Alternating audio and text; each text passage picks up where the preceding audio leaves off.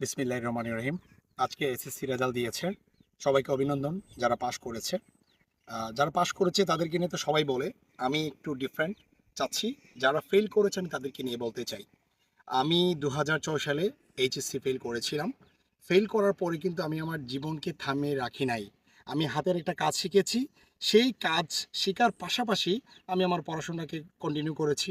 পরবর্তী বছর পাশ করেছি। তারপরে ডিগ্রি, মাস্টার্স সব কিছু করেছি। আমার কথা হচ্ছে যে যারা বর্তমানে শুধু পড়াশোনা নিয়ে পড়ে থাকে, শুধু পড়াশোনা এখন আর কিছুই হয় না। পড়াশোনা তো ম্যান্ডেটরি, মাস্ট বি, ওটার কোনো বিকল্প না, ওটা করতেই হবে। বাট পড়াশোনার পাশাপাশি হাতের কাজ কিছু একটা শিখে রাখতে হবে। আর এই হাতের কাজের মধ্যে সবচেয়ে বেস্ট অপরচুনিটি হচ্ছে আইটি টেকনোলজি। ফ্রিল্যান্সিং থেকে শুরু করে কম্পিউটার কোর্স, মানে মোট কথা আইটি রিলেটেড কিছু না কিছু একটা শিখতে হবে।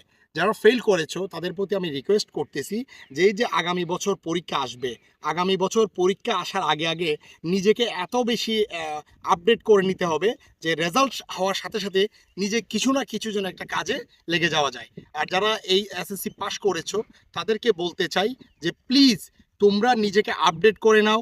হোক সেটা আইটি রিলেটেড, হোক সেটা অন্য কোনো কাজ।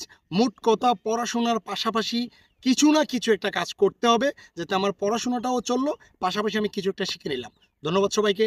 আসসালামু আলাইকুম রহমতুল্লাহি ওয়া বারাকাতুহু।